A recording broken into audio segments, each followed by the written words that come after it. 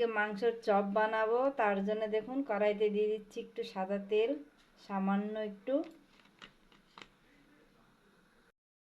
রসুন বাটা দিয়ে দিচ্ছি, একটু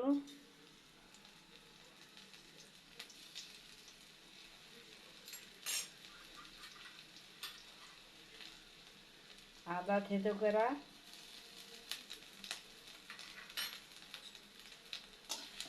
একটু নেড়ে চেড়ে নিব।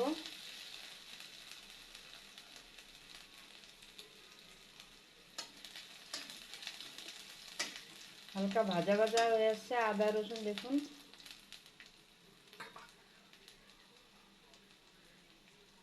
দিয়ে দিচ্ছি মাংস ছোট ছোট কেটে রাখা।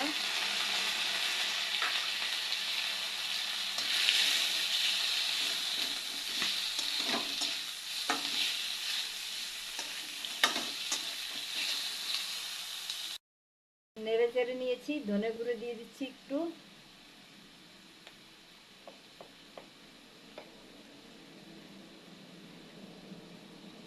জিরে গুঁড়ো দিয়ে দিচ্ছি একটু,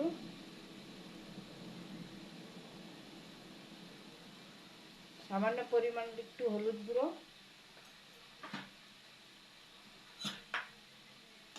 নেড়ে চেড়ে নিলাম।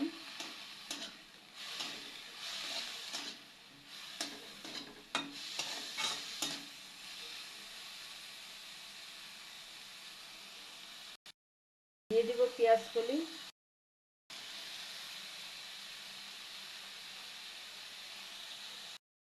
পেঁয়াজ কলিটা দিয়ে ভালো মতো একটু ভাজা ভাজা করে নিব।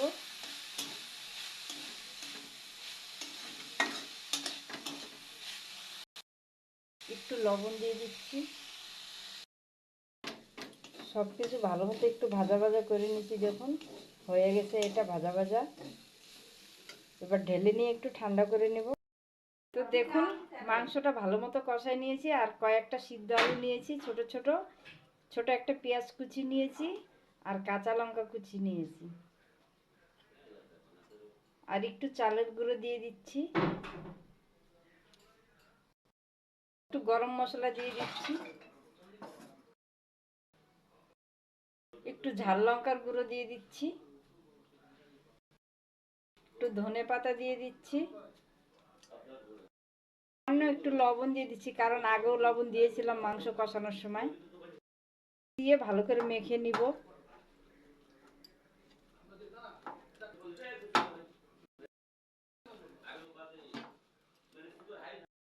তো দেখুন ভালোভাবে মেখে নিছি, ছোট ছোট বল বানাই নিব এইভাবে।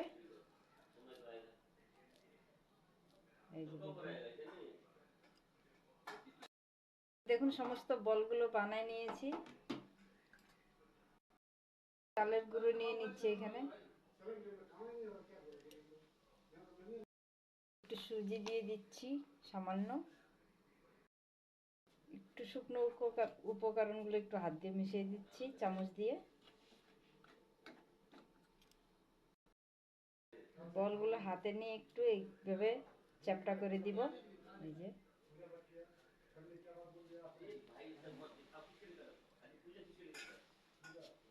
এই যে দেখুন,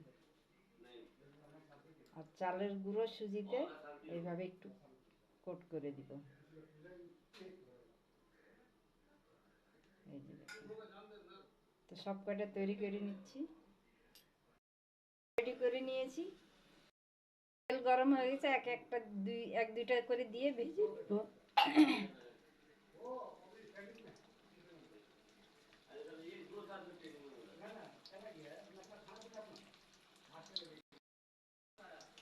উল্টায় পাল্টায় লাল করে ভেজে নিব সুন্দর করে। উল্টে পাল্টে লাল করে ভেজে নিয়েছি, তুলে নিব তেল থেকে এবার। তো দেখুন সবগুলো বড়া ভেজে নিচ্ছি। এইভাবে বিকালে চায়ের সঙ্গে খেতে পারেন, খেতে কিন্তু দারুণ লাগে, খুব টেস্ট লাগে।